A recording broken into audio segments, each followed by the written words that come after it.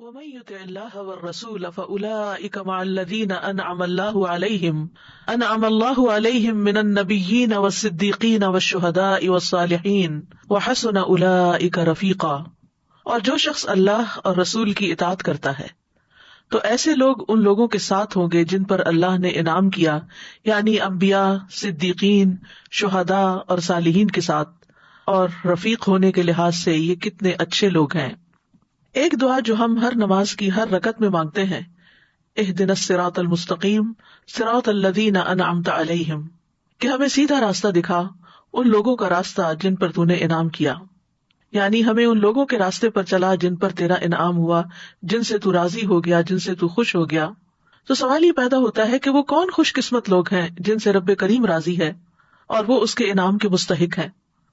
تو اس کا جواب بھی ہمیں سورۃ النساء کی آیت نمبر 69 سے ملتا ہے، وَمَن يُطِعِ اللَّهَ وَالرَّسُولَ فَأُولَٰئِكَ مَعَ الَّذِينَ أَنْعَمَ اللَّهُ عَلَيْهِم مِّنَ النَّبِيِّينَ وَالصِّدِّيقِينَ وَالشُّهَدَاءِ وَالصَّالِحِينَ وَحَسُنَ أُولَٰئِكَ رَفِيقًا، کہ یہ خوش قسمت لوگ انبیاء ہوں گے، صدیقین ہوں گے، شہداء اور نیک لوگ ہوں گے، اور یہ بہترین ساتھی ہیں، بہترین دوست ہیں۔ جب ہم ان کے بارے میں سنتے ہیں تو ان پر رشک کرتے ہیں، اور پھر ہمارا دل چاہتا ہے کہ ہم بھی ان لوگوں میں شامل ہو جائیں، قیامت کے دن ہمیں بھی ان لوگوں کا ساتھ ملے۔ تو اس کے لیے یہ آیت اتاری گئی، وَمَن يُطِعِ اللَّهَ وَالرَّسُولَ، شرط لگا دی گئی کہ اگر ان لوگوں کا ساتھ چاہیے تو پھر اللہ اور رسول کی اطاعت کرنا ہوگی۔ جو کچھ اللہ اور اس کے رسول نے کہا ہے اس کو ماننا ہوگا، جس چیز سے روکا گیا ہے اس سے رکنا ہوگا۔ انسان اپنی زندگی میں بہت سے کام کرتا ہے، دنیا کے بھی اور دین کے بھی، لیکن بہت سارے کام انسان بغیر کسی نیت اور ارادے کے کرتا چلا جاتا ہے، یا بعض اوقات مرغوبات دنیا کے لیے کر رہا ہوتا ہے۔ ایسا کرنا اطاعت نہیں کہلاتا۔ اطاعت کے لیے نیت اور ارادہ ضروری ہے کہ یہ کام میں اللہ کی رضا کے لیے کر رہا ہوں۔ تو وہ شخص جو اس بات کی خواہش رکھتا ہو کہ قیامت کے دن نیک لوگوں میں اٹھایا جائے تو اسے پھر اللہ اور اس کے رسول کی اطاعت کرنا ہوگی، اپنے معاملات کو اللہ کی رضا کے تابع کرنا ہوگا۔ اگر دیکھا جائے تو ساری کائنات اللہ کی تابع دار ہے، اللہ سبحانہ وتعالیٰ کے مقرر کردہ قانون کی ماتحتی میں ہر کوئی چل رہا ہے۔ سورج ہو، ستارے ہوں، سیارے ہوں، درخت ہوں، موسم ہوں، ہوائیں ہوں، بادل ہوں، بارشیں ہوں، یہ سب کچھ اللہ کی اطاعت کے مطابق کام کر رہے ہیں۔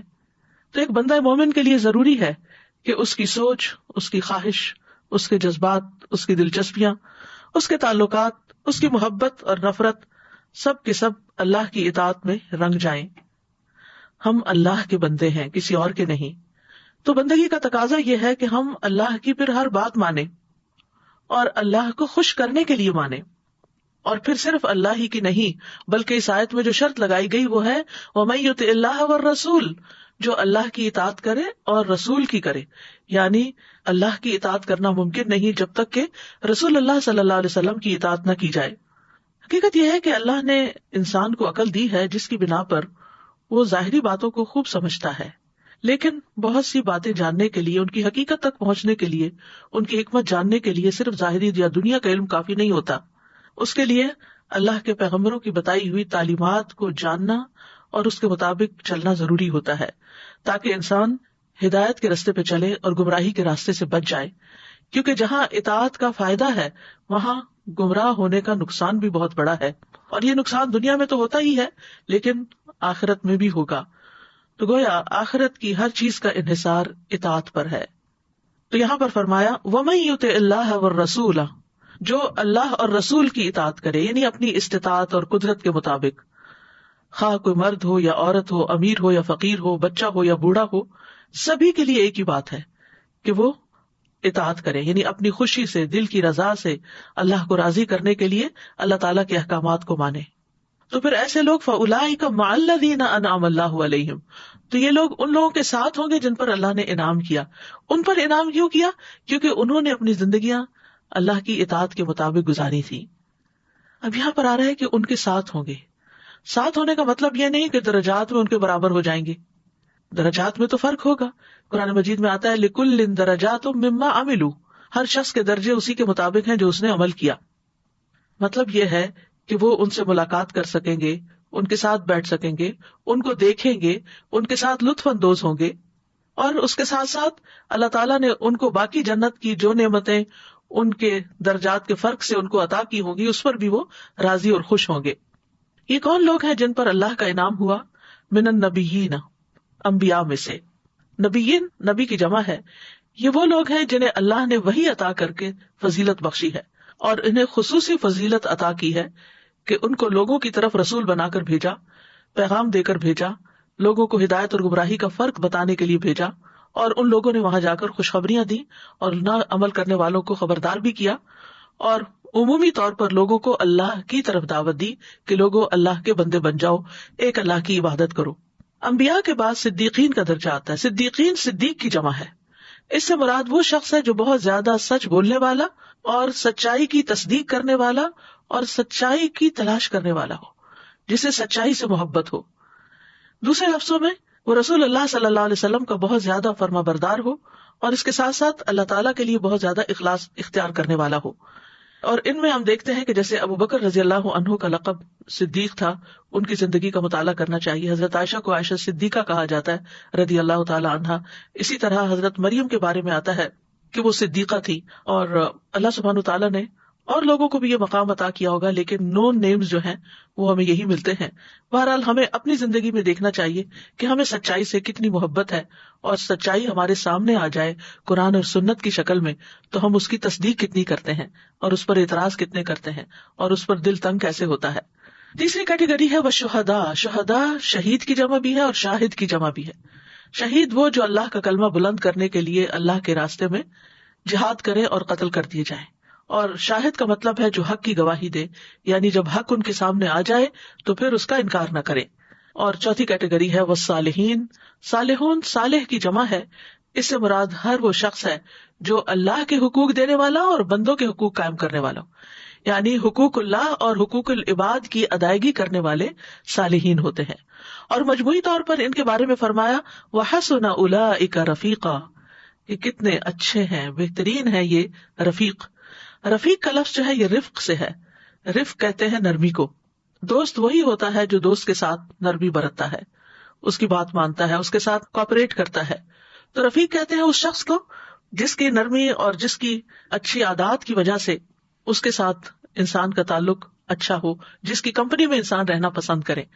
یعنی قیامت کے دن جن کو یہ دوست مل جائیں گے، جن کو یہ ساتھی ملیں گے، جن کو ان کا ساتھ ملے گا، تو وہ بہت خوش قسمت ہوں گے کہ وہ ان کی کمپنی کو انجوائے کریں گے.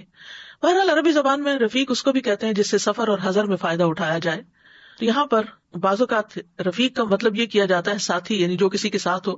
کبھی انسان کسی کے ساتھ ہوتا بھی ہے لیکن اس کے ساتھ وہ خوش نہیں ہوتا یا اس کا دل نہیں ملتا، تو ایسا انسان جس کی شفقت زیادہ ہو، جو خیال کرنے والا ہو، وہی اپنے ساتھی کے لیے رفیق بنتا ہے.